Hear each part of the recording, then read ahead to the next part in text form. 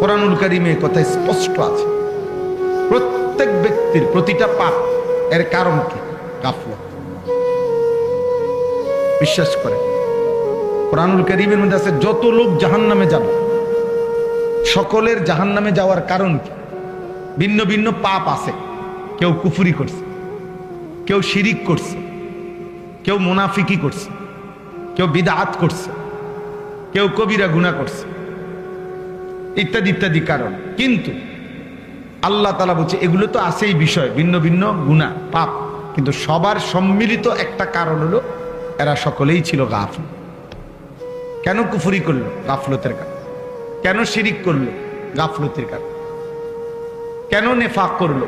গাফলতের।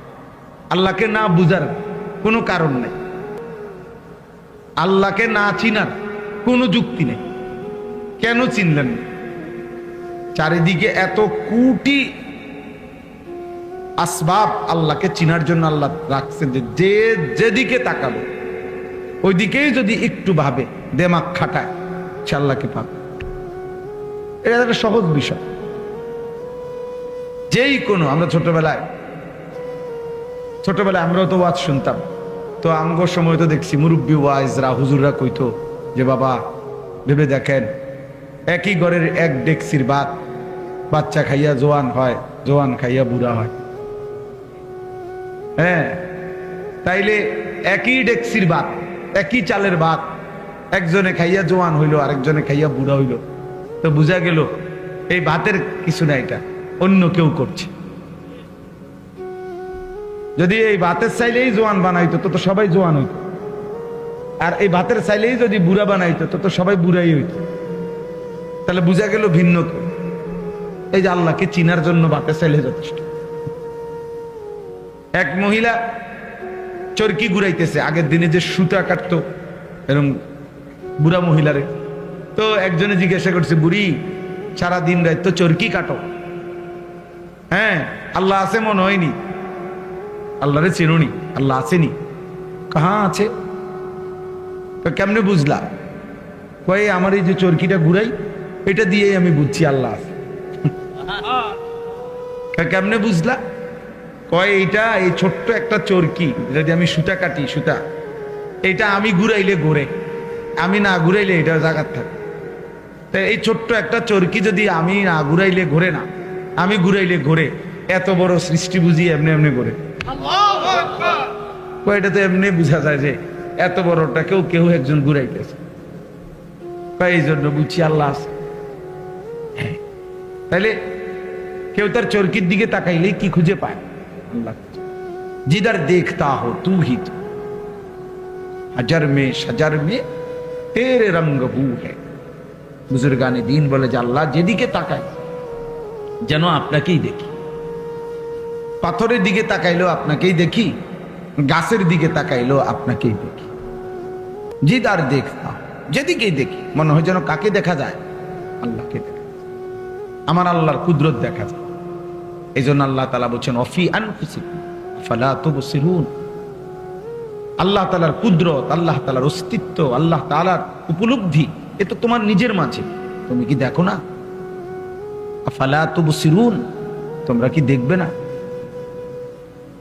800 কোটি মানুষ একই বরাদ্দ চেহারা কিন্তু ভিন্ন, নাক একটাই সবার, চোখ দুইটাই, কান দুইটাই, ঠোঁট দুইটাই। 800 কোটি মানুষের জন্য বরাদ্দ একই পরিমাণ কিন্তু চেহারা ভিন্ন। সুবহানাল্লাহ। এজন্য যেই কোনো কিছুকে দেখি নিজের মাঝে কিংবা চারিদিকে আল্লাহ তাআলার পরিচয় পাওয়া যায়। তাহলে এই জন্য বললাম আর কি, আল্লাহকে না চিনার কোনো কি নাই, যুক্তি নেই। আল্লাহকে না বুঝার কোনো কারণ থাকতে পারে, তাহলে কেন বুঝলো? খামখেয়ালি করছে। বুঝেন না কি করছে? গাফলতি, খামখেয়ালি। নামাজ না পড়ার কোনো কারণ নেই, কেন পড়ে নাই? খামখেয়ালি। খামখেয়ালি। হারাম খাওয়ার কোনো দরকার নেই, হালাল দিয়েই প্রয়োজন পূরণ হয়। আল্লাহ পূরণ করবে, ওয়াদা দিছে, দিচ্ছে, করতেছে। হাজার লাখ মানুষ আছে যাদের জীবন তারা হালাল রোজগার দিয়ে চালাইতেছে। 10,000 টাকা দিয়েও মাত্র অনেকের 1 মাসের ফ্যামিলি চলতেছে। তো ওটা কেমনে চলে? এই পৃথিবীর বাজার থেকেই তিনি বাজার করেন। তাইলে বোঝা গেল হালাল দ্বারা এই লক্ষ লক্ষ ইমাম, মুয়াজ্জিন, খতিব, আলেম, ওলামা, দিনদার এরা চলতেছে অল্প আয় দিয়ে, বউ বাচ্চা, স্ত্রী, সংসার এগুলা নিয়ে ভিক্ষা করে না। তাহলে সম্ভব, কিন্তু এরপরও কেন মিথ্যা বলছে? কেন ওজনে কম দিচ্ছে? কেন সুদ খাইতেছে? কেন ঘুষ খাইতেছে? কেন কিস্তি নিতেছে? কারণ একটাই, খামখেয়াল। আখিরাত লাগবে না, পরকাল লাগবে না, আমার নগদ দুনিয়া হইলেই চল। কারণ আমি আব্দুদ দুনিয়া, আমি হইলাম দুনিয়ার গোলাম, আমি হইলাম আব্দুস শাহওয়াত, আমি মনের চাহিদার গোলাম। আল্লাহ নবী বলছেন আব্দুদ দিনার ও দিরহাম তাইসা আব্দুদ দিনার। পয়সার গোলাম ধ্বংস হয়ে গেছে, টাকার গোলাম ধ্বংস হয়ে গেছে। আব্দুদ দিনার, দিনারের গোলাম। আব্দুদ দিরহাম, দিরহামের গোলাম, টাকার গোলাম, শেষ হয়ে গেছে। সেই জন্য বললাম কোনো কারণ নেই, হারাম খাওয়ার কোনো যুক্তি নেই, খামখেয়াল। আখিরাত লাগবে না। উনি খাইয়া কইরা, পেশাব পায়খানা কইরা, এই বন, বিড়ি, সিগারেট, চা, আপেল, মালটা, এই দুগা ভাত তরকারি, আর এই জিফুত নায়নাত করলো কতক্ষণ কাবজাব খায়। আমি মনে করছি আল্লাহর রহমত, আল্লাহ ভালো রাখছে। এই যে ভাত খায়, ঘুম যায়, পেশাব করে, বন খায়, চা খায়, আপেল খায়, মালটা খায়, সাদু আনে, গপ মারে, আল্লাহর মেহেরবানি, আল্লাহ ওনারে অনেক ভালো রাখছে। খালাস খাইয়া বইরা কোন রকম শুয়ে টুইয়া মইরা যাও, মরলেই তো শেষ, আর কিছু নেই, মরলেই তো আর কিছু নেই। বিষয়টা কি আসলে এমন? মরলে আর কিছু নাই? তো তো খাইয়া পইরা বুঝি এই সমান করে লেছেন, হিসাব হিসাব ক্লিয়ার, এইটুকুই জীবন। তো কারণ কি? গাফলা, খামখেয়াল। এই জন্য কোরআন কারীমের মধ্যে আল্লাহ তাআলা বলছেন সমস্ত বেঈমান জাহান্নামী, জাহান্নামে যাওয়ার কারণ উলাইকা হুমুল গাফিলুন, এরা মূলত সকলেই গাফেল। সকলে কি? গাফেল। কেন অপরের নারী দেখবে? তোমার না বিবি আছে, তোমার না স্ত্রী আছে, তোমার না সময় আছে, তুমি আর একটু অপেক্ষা করতে হবে না? তুমি অবিবাহিত, তো অপেক্ষা করো। এই পৃথিবীর মানুষের সব প্রয়োজন তো একদিনে পূরণ হয় না, আর এটা সিস্টেমও না, এটা যুক্তিও না, এটা যুক্তিও না। ক্লাস 8-এ পড়ুয়া ছেলে যদি বলে আমি এবছরই 8-এ পরীক্ষাও দিব, এসএসসি পরীক্ষাও দিব, তো হবে না। এসএসসি পরীক্ষার্থী ছেলেটা যদি এবছরই এসএসসিও দিবে, আবার অনার্সও দিবে, এটাকে হবে না। তো আপনাকে একটা স্টেজ পার করতে হবে না? আপনাকে একটা ধারাবাহিক সিরিয়াল মেনটেন করতে হবে কিনা? তো এইটাও পূরণ হবে, নিজের চাহিদাও তো পূরণ হবে। এটার জন্য নিজের থেকে কুত্তার মতো হওয়ার কি আছে? নারীর প্রতি যাদের হারাম চাহিদা, এই নারী, ছবি, গান, অশ্লীলতা, বেহায়াপনা, মোবাইলের ছবি, অশ্লীল, শতভাগ সত্য কথা, বা এটা কুত্তার স্বভাব, এটা কুত্তার স্বভাব। লজ্জাস্থানের চাহিদা যার গুনাহ, এই স্বভাব কুত্তার স্বভাব, এই চাহিদা কুত্তার চাহিদা। এই পৃথিবীতে সবচেয়ে বেশি এই শাহওয়াতের আসক্তি, যার কারণে কুকুরেরই স্বভাব যে একেবারেই খোলা রাস্তার পাশে মানুষের সামনে লজ্জাস্থানের চাহিদা পূরণ করার জন্য বিশ্রীভাবে আরেক কুকুরের পিঠে ওঠে, যেটা স্বাভাবিকভাবে অন্য প্রাণীর মধ্যে।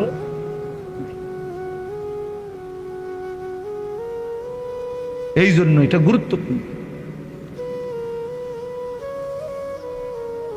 শাহওয়াতের তাবেদার এটা জানোয়ারের আসল, মানে লজ্জাস্থানের চাহিদার প্রতি যে, এই কারণে যে গুনাহ করে, অথচ সেটা পূরণের হালাল ব্যবস্থা আল্লাহ রাখছে। তাহলে কারণ কি? এইখানকে। এই জন্য বললাম, আর সমস্ত পাপের, সমস্ত পাপীর, আমি কিংবা আপনি, সমস্ত জাহান্নামীর জাহান্নামে যাওয়ার একটা অন্যতম প্রধানতম কারণ কি বলেন না কি? উলাইকা হুমুল গাফিলুন ইকতারাবা লিন-নাসি হিসাবুহুম ওয়া হুম ফি গাফলাতিন মুরিদুন। আল্লাহ বলে মানুষের হিসাবের সময় কাছায় গেল, অথচ সে গাফেল হয়ে আমি আল্লাহ থেকে বিমুখ হয়ে রইল। ওয়া হুম ফি গাফলাতিন, এখনো দেখি তারা গাফেল। মুরিদুন, আমি আল্লাহর হুকুম থেকে বিমুখ। বয়স হয়ে গেছে 60, এখনো গাফেল, বিড়ি খায়। মরবেন কোন দিন? বয়স হয়ে গেছে 60, এখনো চা দোকানে নর্তকীর নাচ দেখে। মরবেন কোন দিন? কি খবর চাচা? বয়স হয়ে গেছে 60, এখনো কথা বললে গালি দেন, ব্যাপারটা কি? হ্যাঁ, ভুলে গেছেন আপনার বয়সী কেউ মরে নাই, আপনার চাইতে কম বয়সী কেউ মরে নাই। আপনি পর্যন্ত কারো জানাজা পড়েন নাই, কারো লাশ কি আপনি দেখেন নাই? এত লাশ, এত জানাজা, এত মৃত্যু, এত কবর, এত দাফন, আপনারে কি কবর মনে করায় নাই? হ্যাঁ, কারণটা কি? গাফেল। আর কি কথা বলেন? আলহাকুমুত তাকাসুর হাত্তা জুরতুমুল মাকাবির। আল্লাহ বলে বান্দা দুনিয়া বাড়াইবার নেশা তোমারে গাফেল করে দিল। আলহাকুম অর্থ গাফেল করে দিল, গাফেল। আনসাকুম ভুলাইয়া দিল আখিরা, আখিরাত ভুলাই,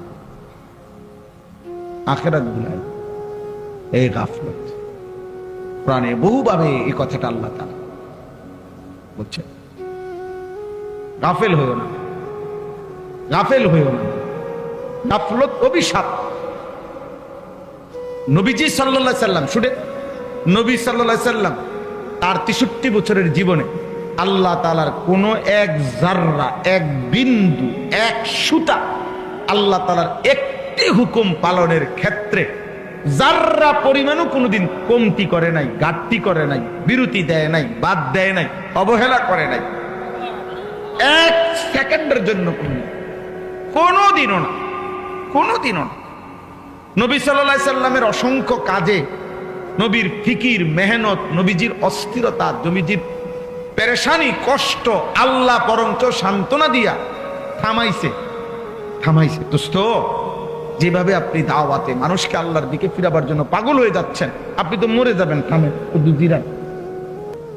যেভাবে সারা রাত জেগে থাকেন, বন্ধু আপনার তো কষ্ট হচ্ছে, আপনি একটু থামেন। এইভাবে আল্লাহ থামাইছে, বড় বুঝেন নাই কথা? আল্লাহ আরো উনার থেকে কি করছেন? কমাইছেন। সেই নবীকে পর্যন্ত যিনি 24 ঘন্টা কানা রাসূলুল্লাহ সাল্লাল্লাহু আলাইহি ওয়াসাল্লাম ইয়াযকুরুল্লাহ ফি কুল্লি আহইয়ানিহি। নবীজির স্ত্রী আম্মা জান আয়েশা রাদিয়াল্লাহু তাআলা আনহা বলেন, নবী সাল্লাল্লাহু আলাইহি সাল্লাম আল্লাহ তাআলার জিকির, আল্লাহর স্মরণ করতেন আলা কুল্লি আহইয়ান, তার সব সময় সর্বদাই আল্লাহ পাকের জিকির করতেন। তাহলে যিনি সর্বদা আল্লাহর জিকির করতেন, অথচ সেই নবীকে পর্যন্ত কোরআনে আমাদের নবীকে লক্ষ্য করে সরাসরি আল্লাহ তাআলা বলছে ওয়ালা তাকুম মিনাল গাফিলিন। আপনাকে বন্ধু, আপনাকেও বলছি গাফেল হবেন না। ওয়ালা তাকুম মিনাল গাফিলিন, গাফেলদের অন্তর্ভুক্ত হবেন না। উনারে যদি বলে আপনি কি, যার কোনো মিনিট গাফলতিতে আসলেই নাই, এরপরও আল্লাহ ওনাকে বলতেছেন আপনি গাফেলদের অন্তর্ভুক্ত। ওয়ালা তাকুন, এটা এক বচন শব্দ, এক বচন বুঝায়, মানে একজনকে বুঝায়, নবীজিকে বুঝায়। আপনাকে বলছি বন্ধু, আপনি গাফেল হবেন। ওয়ালা তুতি মান আগফালনা কলবাহু আন যিকরিনা। এই যে আগফালনা, গাফেল। আল্লাহ বলেন আমি আল্লাহর জিকির, আমার ইবাদত, আমার বন্দিগির থেকে যে গাফেল, এমন ফালতু মানুষের সাথে এক সেকেন্ডও কাটাবেন না। কোরআনে আল্লাহ বলছেন, নবীকে বলছেন বন্ধু সাবধান, যার জবানে আল্লাহর জিকির নাই, যার কপালে তার রবের সিজদা নাই, যার জিন্দেগির মধ্যে হালাল হারামের পার্থক্য নাই, যার মধ্যে পাক নাফাকের খবর নাই, আল্লাহর বিধান রাসূলের বিধানের ব্যাপারে যার কোনো পরোয়া নাই, এমন ফালতু, এমন অসাধ্য এমন মানুষরূপী পশু এই হাইওয়ানের সাথে এক সেকেন্ডও কাটাবেন। ও মানুষ রূপের জানোয়ার, যার জীবনে হাজার হাজার ঘন্টা চলে গেছে, আল্লাহ কি সেজদা কি কিচ্ছু কোথায়। 365 দিনে 1 বছর পার হয়ে গেছে, কোনোদিন বলতে পারবে না নাফরমান। 5 ওয়াক্ত নামাজ পড়ে।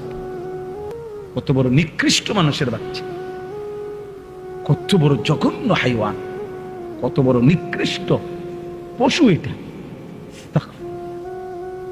জন্তু জানোয়ারের মতো খায় আর পেশাব পায়খানা করে, হাইওয়ানের মতো। একদিকে খায়, আরেকদিকে মতে, আরেকদিকে বাথরুমে যায়, আর লজ্জাস্থানের চাহিদা পূরণ করে। কখনো আপন বউ দেখে, কখনো নর্তকী দেখে, যখন যেটা পায়। কখনো নিজের ভিডিও দেখে বউ, কখনো মোবাইলে টেলিভিশনের নর্তকীও দেখে। কি এর হালাল, কি এর হারাম, আমার দরকার হলো আমার মনের চাহিদা না। হ্যাঁ, এটা মানুষের স্বভাব। কথা বলেন না কেন? মুসলমানের আখলাক এটা সুস্থ মানুষের আখলাক। বলেন আব্বা। এই জন্য বললাম বাবা, কিশোর ছেলে, জওয়ান ছেলে, বয়স্ক বাবা, পর্দার আড়ালের মা বোন, আমি, আপনি, হুজুর, পাবলিক, টুপিওয়ালা, টুপি ছাড়া, সবার জন্যই কথা। উসিকুম ওয়া ইয়া, আপনাদেরকেও বলছি, নিজেকেও বলছি, আমরা সবার জন্য, বক্তা শ্রোতা সবার জন্যই শরীয়ত, ইমাম মুয়াজ্জিন মুসল্লি সবার জন্যই শরীয়ত, নবী এবং নবীর অনুসারী সবার জন্যই শরীয়ত। রাসূলুল্লাহ সাল্লাল্লাহু আলাইহি সাল্লাম আল্লাহর বিধান পালন করতেন কিনা? কথা বলেন না। অন্যদেরকে বলতেন কিনা? তাইলে নবী উম্মত উভয়ের জন্যই বিধান, ইমাম মুসল্লি সবার জন্যই কি বিধান, বক্তা শ্রোতা সবার জন্যই বিধান। আমানার রাসূলু বিমা উনজিলা ইলাইহি মির রাব্বিহি ওয়াল মুমিনুন। আল্লাহ তাআলা বলেন, আল্লাহর পক্ষ থেকে যত কিছু নাজিল করা হলো সব কিছু প্রথমত আমার রাসূল নিজে মেনে নিলেন এবং ঈমানদারগণও মেনে নিলেন। কুল্লুন আমান, কুল্লুন সকলেই মেনে নিলেন, নবী ও উম্মত, নবী ও উম্মত। নবী সাল্লাল্লাহু আলাইহি সাল্লাম তো নিজেই পড়তেন, আশহাদু আল্লা ইলাহা ইল্লাল্লাহ ওয়া আশহাদু আন্না মুহাম্মাদান আবদুহু ওয়া রাসূলুহু। এটা তিনি পড়তেন। নবী আত্তাহিয়াতু বললে কি আরেকটা হইতো? ওনার নিজের রিসালাতের সাক্ষ্য তো উনি নিজে দিয়েছেন, উনি তো নিছেন। এজন্য আমাদের প্রত্যেকের জন্য এটা গাফেল না হও, গাফলত। আহা, আপনাদের এই এক ব্যাধি, আমাদের এই অসংখ্য মুসলিম ছেলে পেলে, বয়স্ক বাবা, খবরও না, রাত হইতেছে, দিন আসতেছে, দিন যায়, রাত আসে, এক রকম, এক তাল, এক সুর, এক জীবন, সমান তালে নিয়ম মাফিক বিড়ি খাইতেছে, নিয়ম মাফিক গালিগালাজ করতেছে, এক রকম প্রতিদিন, কোনো 19-20 নেই। চিন্তা করছেন, বয়স বাড়ে, হায়াত কমে, কিন্তু জীবনের পরিবর্তন কি বিষয় চাচা? এমন দুর্ভাগ্য হইল কেন? এমন বদনসিব হলাম কেন? বছর যায়, সপ্তাহ যায়, মাস যায়, অথচ কথা তো ছিল একজন ইমানদারের জীবন প্রতিদিন আখিরাতের দিকে বাড়বে, দুনিয়ার থেকে কমবে। দুনিয়ার লোভ কমবে, আখিরাতের আগ্রহ, কথা তো ছিল প্রতিদিন ভালো করবে। একজন ভালো ছাত্র মানে তো হলো প্রতিদিন তার পড়ালেখার গতি আগের চাইতে বাড়বে। তাহলে যার জীবন জান্নাতের দিকে, যে আখিরাতের যাত্রী, গন্তব্য যার হাসরের মাঠ, গন্তব্য যার ফুলসিরাত, যাকে 30,000 বছরের ফুলসিরাত পার হইতে হবে একা, যাকে 50,000 বছরের হাসরের ময়দানে দাঁড়াইতে হবে খোদার কসম একা, যাকে 1000 বছরের, 100 বছরের কবরে পড়ে থাকতে হবে একা, তার জন্য তো এত খামখেয়ালি, এত গাফলতি মানায় না রে। আপনারা বলেন, আপনাদের প্রত্যেকের, আমার আপনার নিজেদের একজন পূর্বপুরুষের কথা চিন্তা করেন তো। উনি মাটিতে ছিলেন কতদিন, উপরে কবরে আছেন আজকে কত? একটা হিসাব বাইর করেন। আমার দাদার বাপ কোন, মনে করেন আমার দাদার আব্বা, তাহলে আমার দাদার বাপ বা আমার দাদার দাদা, তো উনার ব্যাপারটা কল্পনা করেন শুধু, যে আমার আপনার দাদার দাদা, তো দাদার দাদা মাটিতে ছিলেন 60 বছর, মাটিতে ছিলেন নাহলে 70 বছর মাটির উপরে, মাটির নিচে আছে আজকে কত বছর? আমার বয়স 45, তো আমার বাপের বয়স যদি ধরেন 60, আমার দাদার বয়স যদি ধরেন আরো 60, আমার দাদার আব্বার বয়স যদি ধরেন আরো 60, আর তার আগে যদি আমার দাদার দাদা মরে থাকে, তাহলে তো এখানে পার হয়ে গেছে মনে করেন 200 বছর, পার হয়ে গেছে মনে করেন 300 বছর। তাইলে মনে করেন আমাদের এক একজনের পূর্বপুরুষ যিনি মাটিতে ছিলেন হয়তো 60 বছর, কবরে আছে 300 বছর। তাহলে যদি কবরের আযাব চলে, তো কবরের আযাবে আছে আজকে কতদিন? কবরের উপরে লাফাইছে, ফালাইছে, ভোগ করছে আর কতদিন? হিসাব করে, ইনসাফ করে। এটা জোর। এ ভাই স্বেচ্ছাসেবক ছেলে, তোমরা ওই কোনায় যারা কথা বলে ওদেরকে দূরে সরায় দাও। আমি তো এটা বলি নাই যে প্রত্যেকে যে রশি দিয়ে বান্ধন হইব না শুনলে, এমন কিছু বলছি আমরা। সবাই শুনতে হবে জরুরি না, কিন্তু ডিস্টার্ব করলে তো কষ্ট।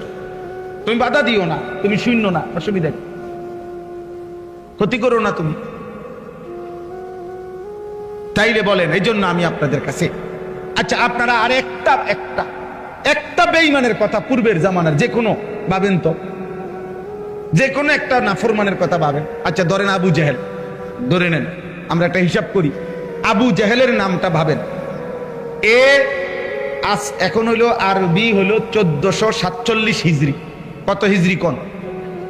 মানে আজ থেকে 1447 বছর আগে আমাদের নবী সাল্লাল্লাহু আলাইহি সাল্লাম মক্কা থেকে হিজরত করে মদিনায় গেছেন। তাহলে হিজরতের পরে কত বছর হইল? 1447 বছর চলতেছে রানিং। আর 1 বছরের মাথায়, মানে হিজরতের 1 বছর পরে বদরের যুদ্ধ হয়েছে। এই বদরের যুদ্ধে এই আবু জেহেল, এই বেঈমান মৃত্যুবরণ করছে, নিহত হয়েছে। তাইলে এখন বলেন তো আপনারা, যে এই আবু জেহেল কবরে আছে আজকে কত বছর? মাশাআল্লাহ, সোজা হিসাব কিনা, কত বছর? এখন আপনি বলেন মাটির উপরে ছিল কত বছর? 1200 বছর, 60 বছর, 70 বছর, নয়তো 80 বছর, এর বেশি তো হইতো না। তাহলে 60, 70, 80 বছর ধরে নিলাম, 70 বছর ধরে নিলাম, 100 বছর, 100 বছর তো হবে না, ধরে নিলাম। যদি 100 বছরও এই বেঈমান মাটির উপরে থাইকা অহংকার করে থাকে, জুলুম গুনাহ করে থাকে, এই নাফরমান তো আমাদের চোখের হিসাবে, আমাদের স্বাভাবিক হিসাবে কবরের আযাব, এই বেঈমানের কবরে কষ্ট আযাব চলতেছে আজকে 1446 বছর। এবার বলেন ইসরাফিল ফু দিবে কোন দিন, সে পর্যন্ত কত বছর হবে? এবার বলেন হাসরের ময়দানের 50,000 বছর এই বেঈমান পার করবে কেমনে? এবার বলেন 30,000 বছরের ফুলসিরাত এই বেঈমান পার করবে কেমনে? এবার বলেন অনন্তকালের জাহান্নামের আগুন এই নাফরমান সহ্য